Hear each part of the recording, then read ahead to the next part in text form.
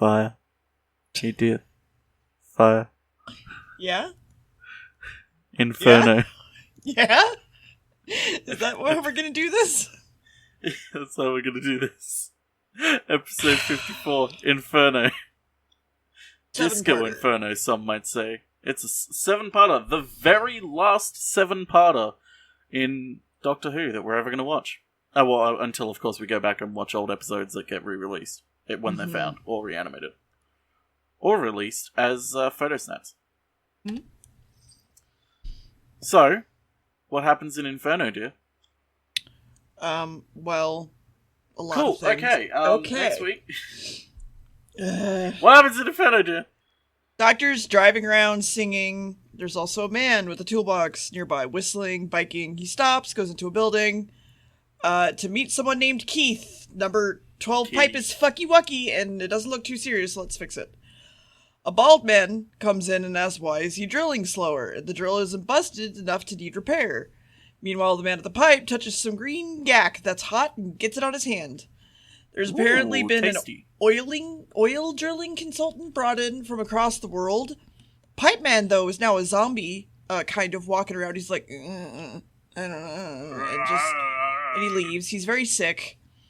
And then he falls over, a guy helps him, and that guy gets fucking murdered. Meanwhile, Brig has a nice office here, and the Doctor's here too. And he calls the Brigadier ugly without his mustache. And then there's a murder that the Doctor needs to figure out, and the wrench that was used is still warm. It was apparently red hot when found, untouchable, I don't know. The first penetration of the Earth's crust apparently is happening, and the Doctor wants to take part in it all. Oil rig guy is a jackass, kind of. It's a robot drill fed by a nuclear reactor, and it's the first time that this kind of drill has ever been made, and they nicknamed the place Inferno. What are they doing with the drill again? Drilling to penetrate the Earth's crust. Oh, of course. Mm-hmm. I'm sorry. Did you just not hear me the first time when I said it? No. I just want a clarification. I just wanted a confirmation. Oil rig guy is there, and he calls the Brigadier ugly. Wow, I lost my entire spot because Evie hit the mute button on my mic. Great. Hi. Thanks, Evie. Thanks, Evie. Evie doesn't want the podcast to continue, so we're going to stop the podcast. You have to listen to Cats. We're listening to Cats 2019. That's the next horror movie we're watching. That's the next Doctor Who we're watching. No. Well, actually, there is an episode with cat people. Oh. Several episodes. Actually, there's a lot of episodes with cat people. Do cheetahs count as cats? Yes. Okay, well then there's a lot of episodes with cat people. Oh, okay. Anyway, there's apparently an infinite powerful energy source in there. Hey, there's a lesbian in one of them. That's been there since the beginning of time. I mean, good for her. The lady is named Petra. And I found it hilarious because the fucking oil rig guy hits on her, so I just called her Petrol. And Stallman is a fucking angry piece of shit. He's also balding, so fuck this dude. Then he meets the Doctor. He straight out points out the computer is giving warnings. He's like, nah, I'm good. Meanwhile, the Doctor then drives away to a hangar that has the TARDIS console and also Liz. He wants to run away with the TARDIS console, and Liz is gonna help. Let's test it. The engineer, though, now has hairy hands and is making weird animal noises. He also wants to kill someone. The TARDIS switches are thrown, and then this guy that we see on the phone for a second dies, and then zombie dude has like this big old headache and pulls a switch, and the circuits for Liz are now locked up and overloading because that switch threw too much power in. And then the Doctor swooshes away into time and space, I guess. And then Liv saves him by shutting off the power. And then the Doctor wants to make another run at it. And then the drill head makes a beep beep noise. It's an emergency. But if they stop, it might not restart. So they gotta keep going, apparently. Lady Petrol runs in to do her job. And nearby, the Doctor and the Brigadier show up. He tries to tell Balding Guy that he's grouchy and shitty and drunk. And then oil rig guy runs in and makes his best attempt at turning a valve. Meanwhile, the Doctor finds a dead body And then the engineers enter the room really angrily and wanting to kill him because he's a zombie animal thing. That's the episode. And then everyone dies, and that's the end of the show. Yep. Such a shame.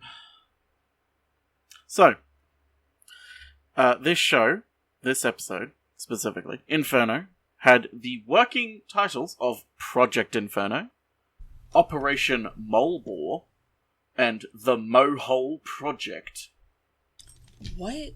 Okay, I'm gonna try and explain this, because, I've been reading about this, and it's, a lot, so I'm gonna try and paraphrase a lot of this.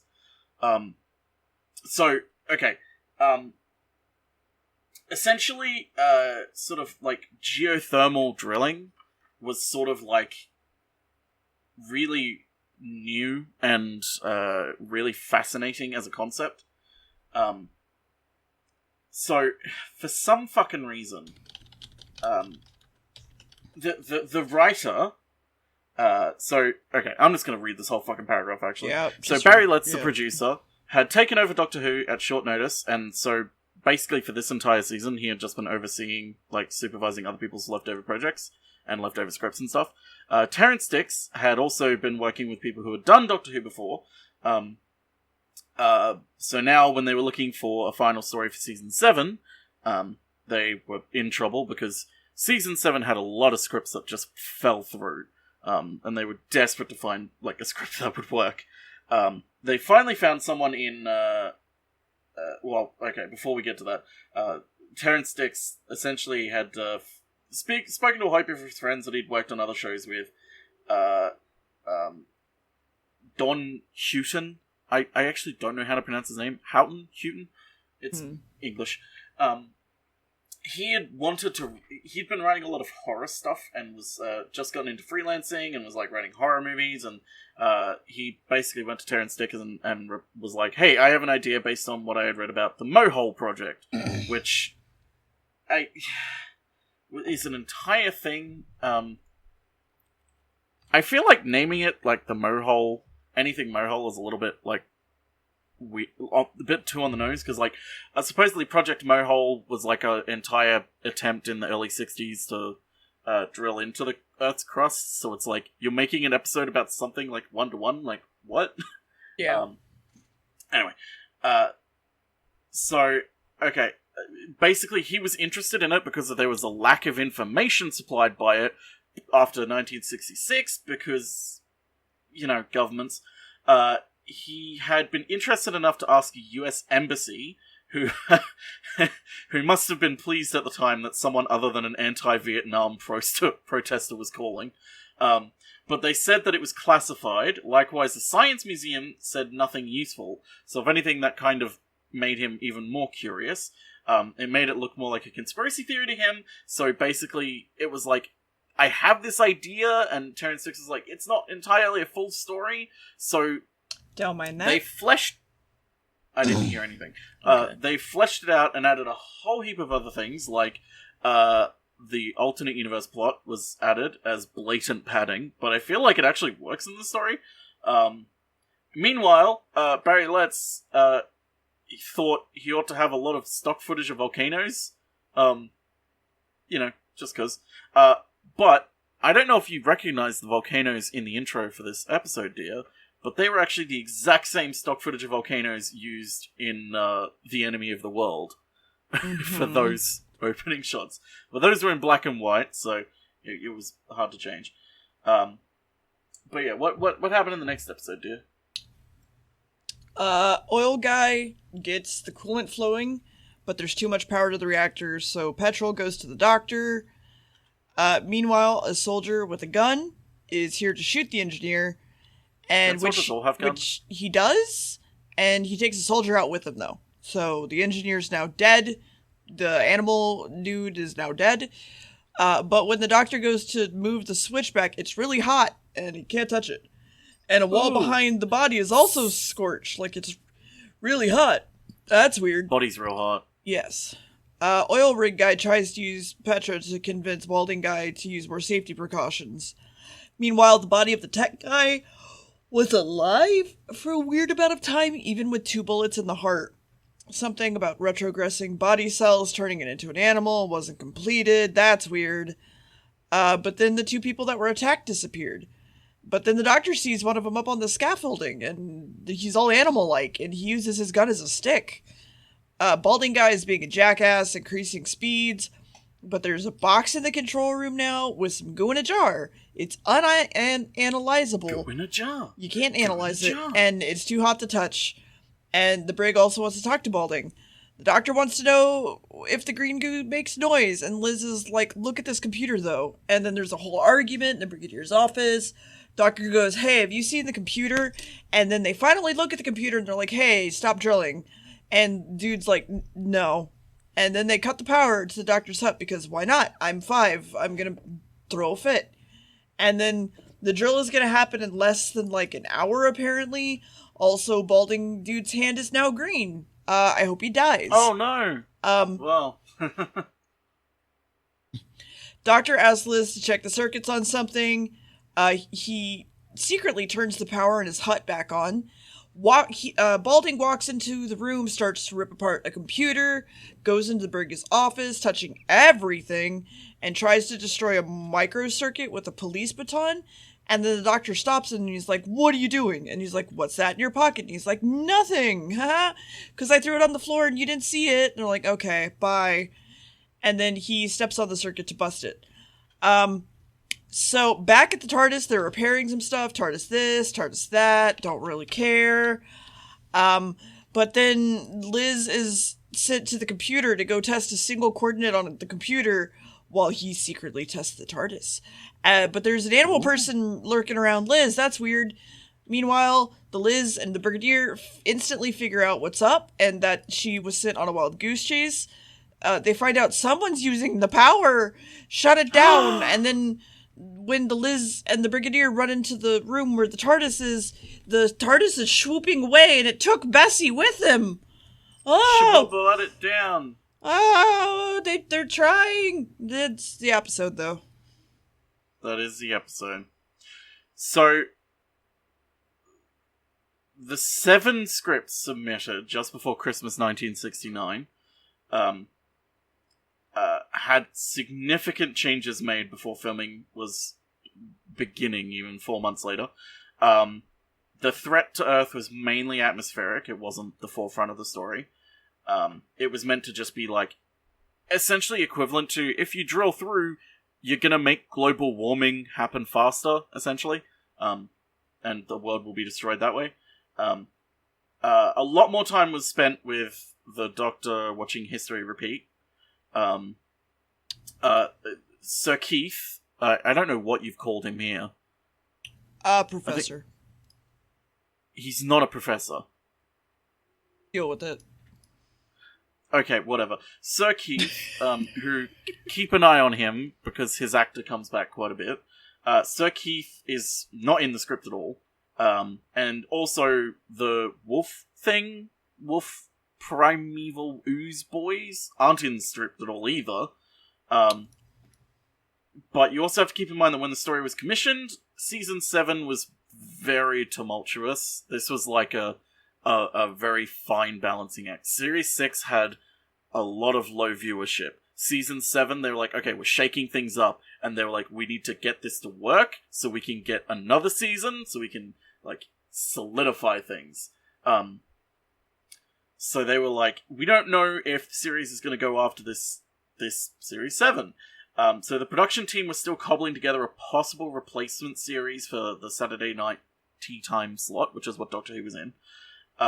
It was tea time slot? Tea time, during dinner. Sure. Tea time. I never do you not know heard that. Well, clearly you're not British. Clearly! It's been suggested, hint, take a grain of salt with this, that the plan was to show Earth being destroyed as a cliffhanger to what was potentially the final end for Doctor Who.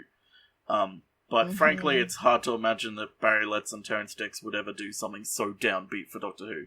Because they both had the vision that Doctor Who was very light-hearted and very comedic, and it had threats and it had serious stories, but it always took it lighthearted. It was never depressing or too real in a sense. But yeah, there's what happens in the next episode, dear? Because we're about to get into some real good stuff. Oh my god. The power was cut off, so the doctor's trapped. Balding is happy about that, and he's not going to do anything about it. But also the ministry might be angry at him, so the professor's going to head out, go back to London. Balding hands more green now, and he puts a glove on it, but just one. So there's that. It's Michael Jackson. He's hiding, yes. We see the doctor land somewhere. He wakes up in pretty much the same place, but, like, weird. I said it was at a different date. I was so wrong. There's a unity and strength sign on the wall. That's weird. That's kind of fascist. And the door opener also doesn't work anymore. Looking outside, everything's totally normal except the fact that it's now a rundown town. And he's in a storeroom, which is weird. He drives away, gets fucking shot at. Then 2 army men, followed by many more army men, chase after him. And there's a gunfight, and more chasing, and he hides in a trash can. And then he's chased. And then he runs into an animal person. And he fends him off with a fire extinguisher, because he's really hot. And then the army finds him. And then we run into another animal zombie thing. And they don't like sticks being thrown at them. And then the army accidentally shoots the zombie thing, and the doctor gets away, probably. Meanwhile, we see a lady in uniform. It's Liz. That's weird. Oh. Why is her hair dark? She sees the doctor and is angry, and she pulls a gun on him. She's also their party leader? Ah! The brigadier is in his office, but he doesn't have a mustache. He has an eye patch. What is it, dear? It's an alternate universe. Oh my god! What? So he's like, hi, I'm the doctor. Liz is like, you're a spy. They bring up Sir Keith, which starts some shit because he's apparently dead. So off to see the director. And the drilling is far more advanced in this one. Apparently Keith was killed over a day ago. On the way to the Ministry of London. Balding is also fucking up here and took another microcircuit. AU oil rig is still here to help with safety, but Petrol isn't wanting to hear it.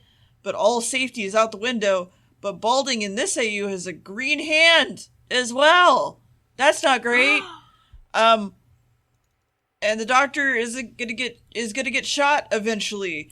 And all the royals in this timeline were executed. And also, this is a slave camp. Oh. They still don't believe the whole other world thing. The doctor didn't exist in this world. There's a leak near the drill head, but of course they don't listen to oil rig guy again. And there's an emergency. The doctor uses a karate chop thing again and escapes. While the drill is currently spewing some pea soup gack. And then they're trying to get their best to get it all fixed up. And try to get people to escape. But then if they try to escape, the brigadier will shoot them. So, now a soldier has a gun pointed at the doctor as he tries to fix the computer and save everybody. Oh no, that's the episode. Okay. So there's a lot of fun stuff with this. So the scene where the brigadier turns around and there's the eye patch, it's kind of an iconic type scene. But when they were first doing it, his chair is swiveled around so he's facing the wall, and when they were practicing it, he swiveled around to find that all the cast and all of the production staff were also wearing eye patches. Just to, like, fuck with him. But he kept a straight face and did the scene entirely straight still. Which is fucking... the amount of fun they had on this. So, I'm gonna steal what they did in the script, because it makes it easier to do it this way. So in the script, they designate the Earth that we follow, that's normal Earth, as Warp 1, and the alternate parallel Earth as Warp 2. Because it makes sense. So, in Warp 2, the poster that Deer points out is fascistic, is literally meant to look like the Big Brother poster from 1984. And as an in-joke to 1984, the picture of the picture on the poster is actually the George Orwell? Oh, shit, well, no, it's not George Orwell. He's the visual effects designer from on the show, which is kind of a homage to the 1954 BBC adaptation of 1984, where the Big Brother, the image of Big Brother, was the head of television design at the time, which was essentially visual effects for them.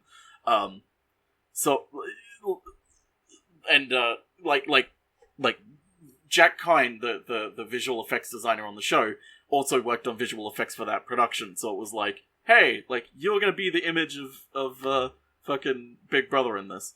But yes, this is an authoritarian, fascistic, parallel universe, and I don't know if Dia mentioned, because I've already forgotten, but the royal family... What happened to the royal family, Dia? They've been executed. Yeah. Britain is a republic now. Oh, the horror! Dare. Oh no! We can't God. survive without the monarchy. What are we going to do without the monarchy? Anyway, so the scenes in episode 2 where they're on top of a chemical tank were actually really hard for John Pertwee to do because he is terrified of heights. Absolutely petrified of them. It took him like 15 minutes to build up the courage to like get the confidence just to climb and do the scene. But he did it, and thankfully they didn't play any pranks on him because the stuntmen were too busy playing pranks on each other because they filmed it around April Fool's Day, which of course they did. Carolyn John, who played Liz, was always a little bit upset that in this story, especially, like, in the script, she was meant to be the one interrogating the doctor, not the brigade leader. So it was, like, kind of frustrating for her to be, like, sidelined again, and it kind of built on a frustration that she had throughout her time in the show, where she was just like, the companion right now is, like, not really a character. Like, we're just sidelined. We're, like, I'm not really allowed to do anything. Like, this is, like, you just want me to be, like, a plot device, essentially. I don't want to do this. Yeah. Which was frustrating to her. But she also cites that this is one of her favourite stories because she had so much fun playing a baddie. Like, she and Nicholas Courtney, who played the Oh, Brigadier you don't / say! Leader, they had so much fun playing the baddie that this is their favourite episode they've ever done. You can see it especially in Nicholas Courtney. He's having so much fun, like, grimacing and looking evil and being a fascist and being like, I'm going to shoot you. Anyway, what happens in the next episode, dear? So Liz takes charge. AU Liz takes charge of the doctor, Warp 2 Liz. stopping him from being Section shot. leader. I don't care. The doctor repairs the computer, and look, there we go. It's all fixed now. It's saying, hey, what the fuck are you doing? The balding director now thinks that he's sabotaging everything. There's more arguing. Something about too much heat and pressure, so if they throw it in reverse, it'll fix everything. So Liz realizes that the doctor is a scientist, and then they kind of talk about OG Liz for a little while, and she's like, we have nothing in common. She's like, but I dreamed of science once as a child. And then, meanwhile, the drill is doing good now, and they'll have to slow everything down to help it. Too bad they don't. More arguing with Liz and the doctor, danger this, danger that. More wanting to get fucking murder the oil rig guy, and Balding is having a headache. Meanwhile, the doctor is getting interrogated. But he can stand it because it's just a lamp pointed in his face. He slipped sideways in time, apparently. Stage 2 interrogation time, but let's wait until he's better. And the drill starts again. The doctor tries to get away. Balding to take his glove off, and he's like, sure, it's a bandage, see? It's also very obviously green, but like, whatever. So they take the doctor away, and Liz is gonna supervise. And there's company in the jail cell next to him, though, but he was tranquilized, so that's good. Liz comes in and says, we're gonna interrogate you, and does, and then makes her squad leave, and she's like, I just think you're from a free speech group. Or who are you really? And she's like, I'm not really gonna have this conversation with you, and she just leaves. The doctor tries to have a conversation with the other guy in the cell, and he has a green hand, and that sucks. OG Liz and the OG Brigadier are upset and looking for the doctor. Meanwhile, Professor and Balding in the original universe are hanging out and talking about drilling, and then he's headed to London. Balding is angry and upset and making a huge deal out of fucking everything. The green guy in the cell, though, back in the other universe, is waking up, and the agent just goes straight into the cell and gets attacked, and now that dude's free. And then the doctor escapes. Woo! And he makes a run for it, hops into a car, steals a radiation suit, pretends to be part of a soldier group. But he's not actually escaping. The drill is still going and ready to break the surface. And AU Brig is monitoring around the area. And the doctor's back in the Inferno control system and sneaks around and pulls some levers. But then the Brigadier sees him and stops him. And the drill is now breaking through the planets, doing a scream. It's making horrible noises, and oil drill guy helps the doctor escape, but then balding guy has a gun pointed at the doctor, and that's the episode. That was the blip episode. Yes. Blip episode. So, in episode 3, as the chase scene of the Doctor in Bessie on Parallel Earth, there was a terrible, terrible stunt accident. The boots that they were wearing, the soldiers in the parallel world, they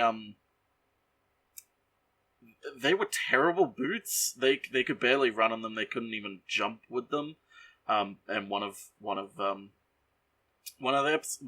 stunts they had to do was a stuntman had to jump onto the car, and he didn't jump as far as he thought he did. His leg brushed up against the mud flaps of Bessie and caused a massive gash in his leg. It was so bad that he had to go to accident emergency. The director, not the director, the guy who played Benson, John Levine, stated that it was the worst wound he had ever seen in his professional career. After John Pertwee saw the wound and learned that he had caused it, he had actually became sick and almost couldn't carry on filming until a few hours later. He actually went as far as to buy the stuntman's wife a gift to apologize for the accident. John Pertwee was one of those men who really, really cared about everyone on set.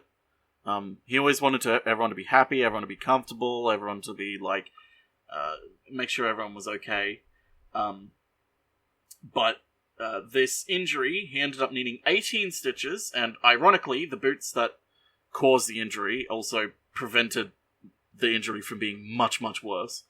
But he insisted on returning to the set to avoid upsetting John Pertwee, because he didn't want John Pertwee to feel bad. So he was like, no, I've got to return to work. Which is admirable. Okay. As I've mentioned before, John Pertwee had real bad bouts of vertigo and was terrified of heights.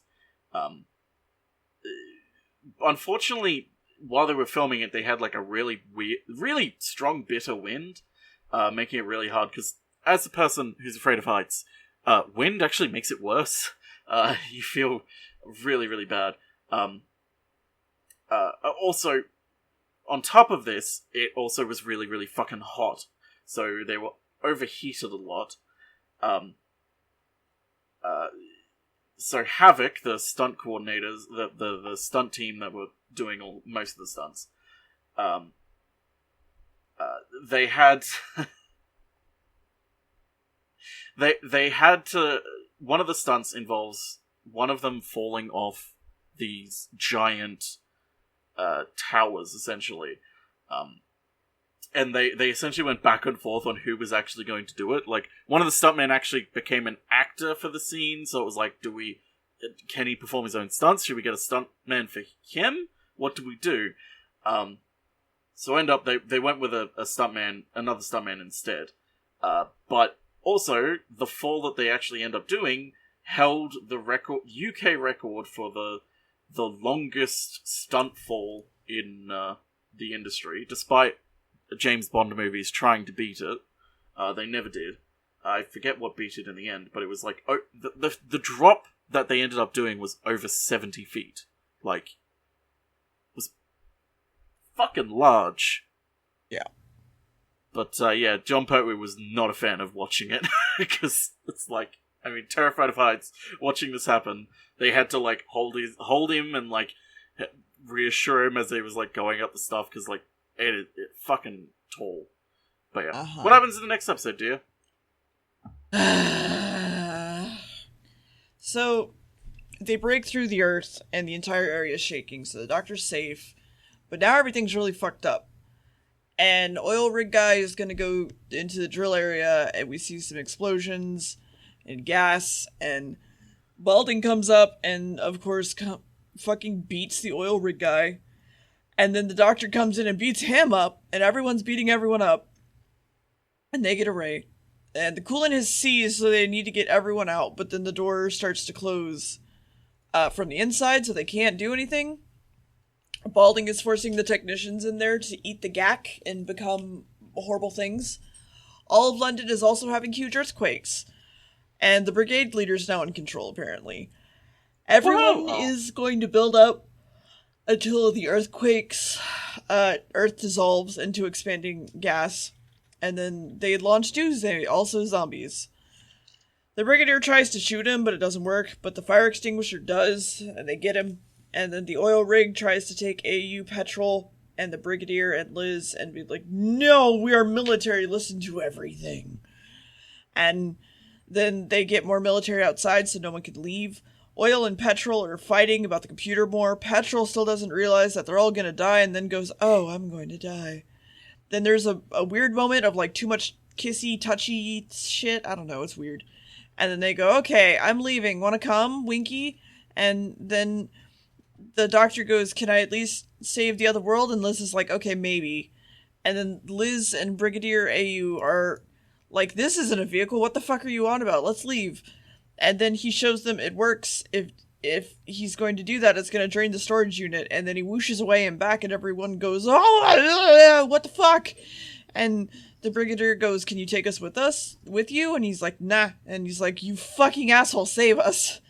Balding now calls over the intercom, and Oil Rig isn't there to help Liz with this weird problem, but then he shows up. And there's weird man moaning, groaning noises, and everyone's like, it's fine, he's dead. And then the voice says, raise the heat shield, and everyone runs for the thing to let him out, and the doctor's like, no, and then they're like, alright, well, he's out now. And there's a whole bunch of green animal men now. And then the doctor pulls the cords on the door so they can't get back to the heat, and everybody runs into the office. They are stronger when it's hot, but everyone's gonna die. And did you want to talk about the TARDIS, by the way? Oh, by the way, in the OG world, Professor is being driven around and doesn't recognize where he is, and his phone is broken. And there was a order to just drive him around and get rid of him. And then they're like, okay, let's head back. And he's like, okay, so they do, and they get into a car accident.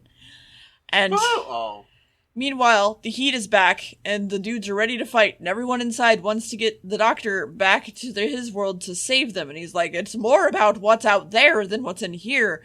And then they break the window, and now they're in here. And then that's the episode. Hell yeah. Oh, wait, no, that's not good. So, Petra, or Petrol, as some in this podcast would say. Mm-hmm. The role of Petra was actually given to Sheila Dunn, who is Douglas Camfield, who is the director's wife. After the original actress that they wanted was not available to play the part, who, funnily enough, the original actress comes back years later to be a reoccurring character. we're going to talk about the director now. So, on set, Jon Pertwee had a few tiffs with the director, Douglas Camfield. And no one at the time knew, except Camfield and his wife, that he had an underlying heart condition, and his wife was pressuring him to slow down and not stress himself out with the job. There, at one point in one of the tiffs that they had between Pertwee and Camfield, Sheila Dunn actually intervened and was like, "Hey, like, resolved it essentially, cooled down Jon Pertwee, and was like, okay, come on, we can keep going on." But halfway through, I believe episode 3 or episode 4, during filming, Camfield unfortunately had a minor heart attack and had to essentially leave the production. So someone else had to take over. Whoops. Leading when replacement was coming, I can't remember if it was Barry Letts or someone else who had come in and essentially taken over. But yeah, it was Barry Letts. Barry Letts took over after it. But they were just like, fuck it, whatever. Just he can be, Camfield's going to be credited, and Barry Letts essentially just followed the directions and notes that Camfield had left anyway, because he was one of those directors that prepared everything for his episodes beforehand, so it was pretty fucking easy for Letts to just continue it all. Because also there were BBC regulations that forbade someone from being both producer and director. I don't know, the BBC's weird with certain rules. Who even fucking knows, man? There's a lot of things that the BBC were very bad about. Shocking. Yeah, I know, right? So as because most of the cast didn't know about it, they were all kind of fucking shocked. But Barry Letts was like, okay, I'll take over, whatever. He's like, I've been wanting to try directing anyway, and he's like, I want to direct my own one, though. I want to direct one from the start. I didn't want to direct one from, like, beginning. So he ends up directing the very next story, because he was like, fuck it, I want to do it. But there's a deleted scene in this where, in part of the Nazi Britain, quote-unquote, in Warp 2 world... Wait, you're saying these are Nazis? Yes, I already said that earlier, good dear. Wait, you're saying these are Nazis? They had decided that there was going to be like a radio announcement, like a radio announcement sort of system to like reinforce, give you a little bit of world building. It was meant to sound a lot like Lord Ha Ha, one of those Irish fascists who broadcasted propaganda in France and stuff. Jon Pertwee volunteered to do the voice because before Doctor Who, he had a long history of doing like comedy and funny voices. But Barry Letts opted to delete the scene in the end during editing because he figured everyone in Britain would recognise that it was Pertwee. But he left it on for foreigners, so that's why if you watched it in the US, you would know that that scene was in it. And if you didn't, then, well, if you're in the UK, you didn't know it was there. But it is on the DVD extras. So if you have the DVD, you can watch it. So that's all. Let's get DVDs good.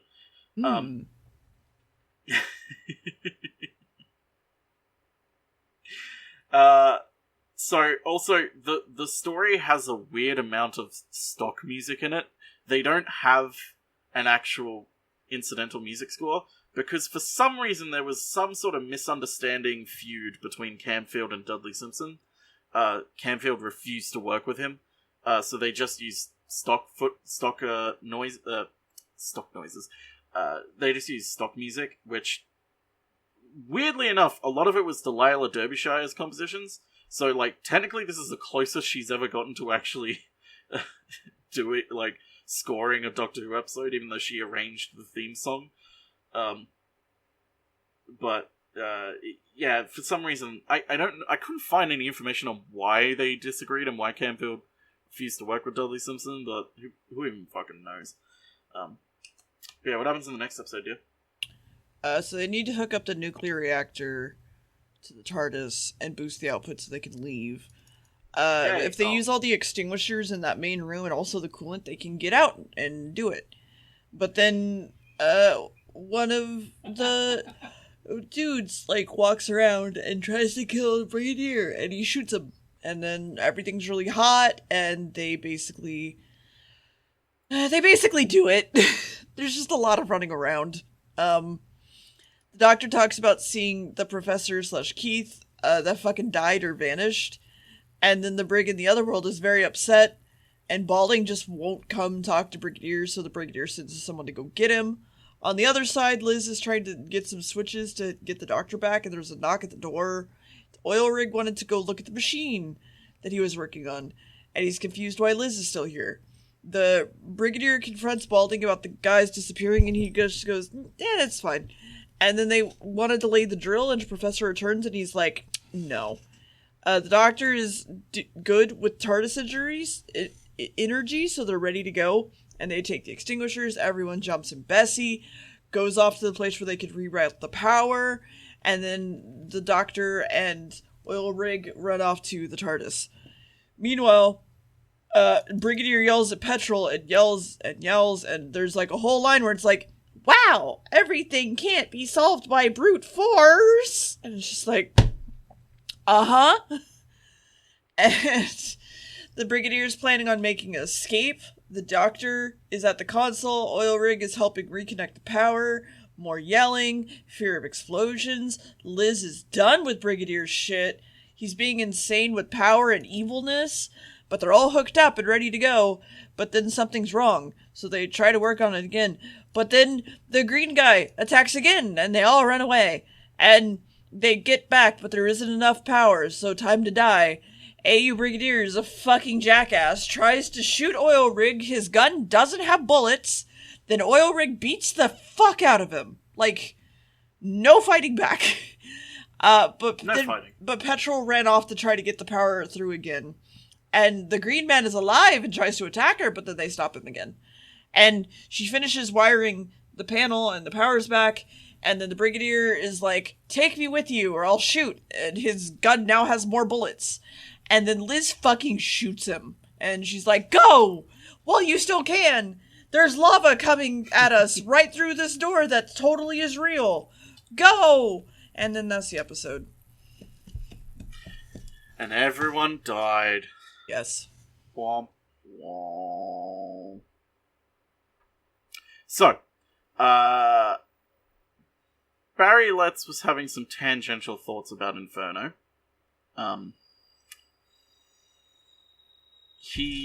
Everyone in Warp 2 had a fascist counterpart, or Nazi counterpart, if that makes it more clearer for you, dear. But where was the Doctor's evil twin? Could this make for an exciting, long-running story for the now guaranteed next series? Because by this point they had been guaranteed they're getting another series. Why was the Brigadier talking to a sergeant and not a permanent captain in the team? Most of all, how do you avoid scenes with the Doctor and Liz telling each other things they ought to know already, or talking completely over the heads of the viewers, or being patronizing while explaining everything to the Brigadier, thus making his leadership look ineffective? The solution now seems obvious. Make Sergeant Benton a regular character, who asks all the questions, and gives the Doctor and Liz equal opportunities explaining everything to him and the viewers. However, this was the 1970s, and Terrence Dicks wanted to ditch the blue stocking and wheel on Dim Dolly Bird, getting captured and needing rescuing. He didn't like the fact that the companion was often relegated to just damsel in distress, which I agree.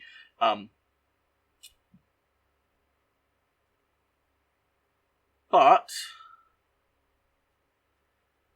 they also kind of needed that. They also kind of needed a companion that would fall in to be captured a lot. Like, Terrence Dicks didn't like it, but it was also like, it was effective, and it's what we need.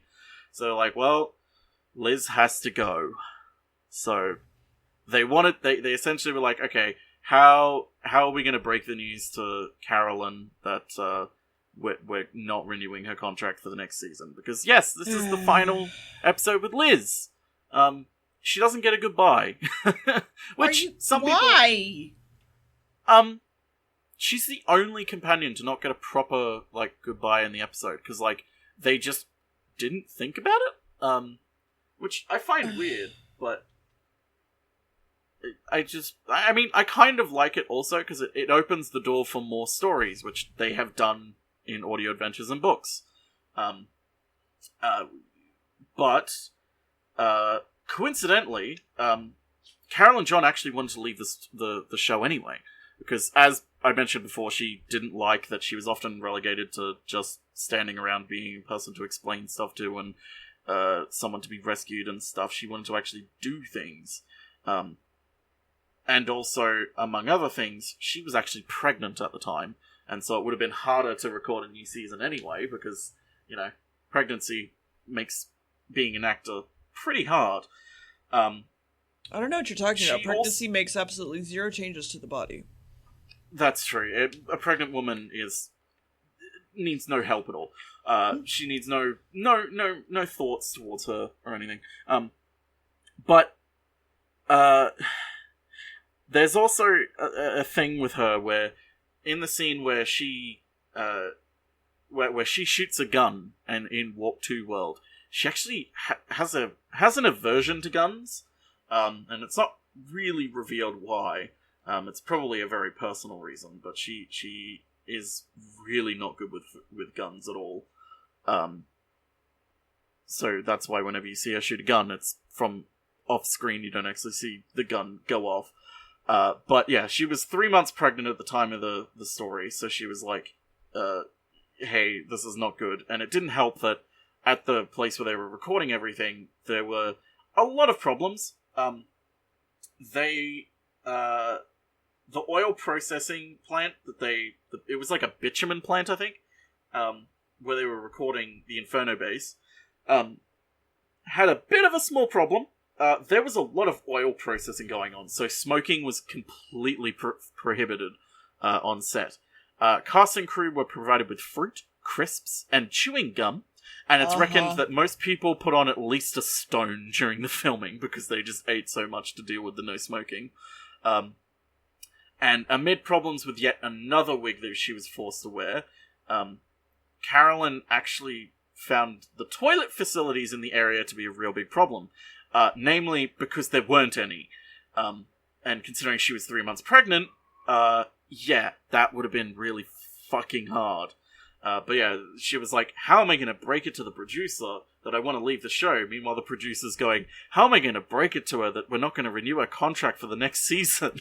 It's like, oh, this is perfectly fine. Like, I don't want to be here. You guys don't want me here. It's perfectly good. But also, real quick, the first guy that we see in the show, the one that turns into the Wolfman first, he loved playing pranks, and one of the things he did was he took Carolyn John's Warp 2 wig, the small short black wig, and her coat, and put it on and started while he was wearing the wolf makeup. So he was like walking around in this wolf makeup with this mask on, and also this black wig and a coat on, walking around trying to trick people, which I think is pretty funny to imagine. What happens in the next episode, dear? I now that you've stopped laughing. Yeah, pretty much. The doctor is on the floor, randomly. He's back home, and Liz has found him. It seems like it's like 3 hours until they break through the crust or so. That's kind of what the time looks like. Balding wants to speed up the drill again, and Petrol's like, oh god, please be safe for fucking once, and he's like, no. And then Oil Rig comes in and goes, don't, I'll go talk to him, and it's gonna be a Lulu? What? What the fuck is a Lulu, Gamb? Oh, you know, a Lulu. What the fuck? It's your notes. No, that's literally what he says in the show. He's like, he's gonna be a Lulu, and I'm like, what? He was like, if we don't do something, it's gonna be a Lulu. And I was like, what the fuck? And Petrol was like, I'll go talk to him first. A Lulu? Yes! I don't remember this. So Oil Rig literally walks up to Petrol after this conversation. She's like, I can't reason with him. And he's like, well, I'll go talk to him. And he's like, well, no. I should talk to him because he listens to me. It's like, well, somebody's got to talk to him because either way it's going to be a Lulu. And he's like, okay, well, you go soften him up and then I'll come in for the kill. Anyway. A Lulu? I don't know. So, Petrol talks to him first instead. And while doing so, he has a, like, freak out moment and then continues to work. And she's like, that's weird. And he's like, I need to, penetrate super fast. And he's gonna freak out again and walks away. Wait. Penetrate what? The Earth's crust. Oh, okay. Mm-hmm. And I just wanted to know what we were penetrating. That's fair. Everyone thinks he's ill, though.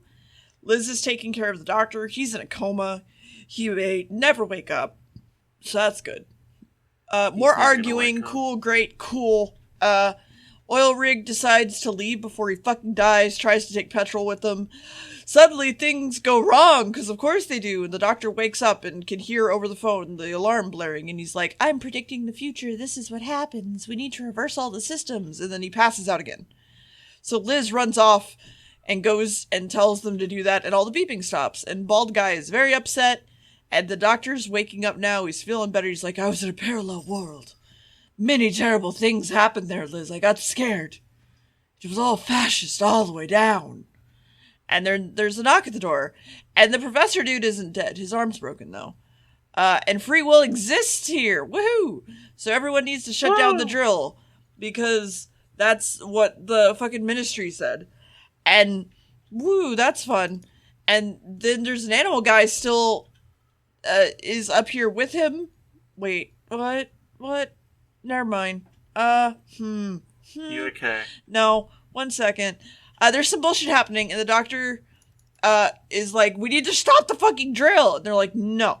And so he just, like, starts breaking the fucking console, and they try to drag him to the sickbay. Bald and Professor are fighting more about what happened, and he refuses to talk to the minister, apparently, until after they break through and penetrate the Earth's crust. So, there's that. And Petrol is trying to figure out why the professor is feeling cold in a room that's literally like lava. And then he has another weird attack thing and people see it. And he chases everyone out of the room while his brain doesn't hurt. And then the doctor knocks out his two guards and he runs for it. It is time to stop the drill. But there's an animal guy up here with him where the doctor is hiding. Oh no. Good thing he has an extinguisher and he beats it. And then more gack is leaking out of the drill, and Balding is literally just touching it all over his face and stuff, and it's disgusting. And then there's like 2 minutes until they break through, because they have no authority to stop it. No one just wants to stop it. They don't. No one wants to stop it, dude. They don't have any proof to stop it. And then the door opens, and then there's literally Balding as a fucking lion guy. And they're like, if we stop the drill, it'll disintegrate. And they're like, okay, do that then. And it's still going, though. And they have to stop it at the drill head. That sucks. The system is all fucked up. What do we do? We gotta fix it. And then it's like 30 seconds. And you're like, okay, it's gonna be like a 10-second countdown. And then they stop it at 35 seconds. And later we see them repairing the TARDIS console again. And the entire project here is being abandoned. So no nuclear reactor for the doctor, but he can use it like 1 or 2 more times. The Brigadier is upset that the doctor was fucking with the console and like screwed them over basically. And he's like, you know what? I think you're secretly fascist maybe, and you sometimes act like you're secret fascist other world person.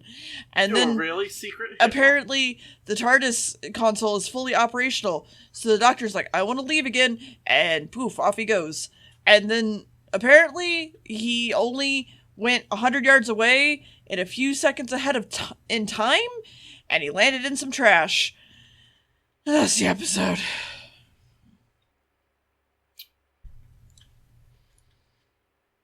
You okay, dear? No, I'm tired.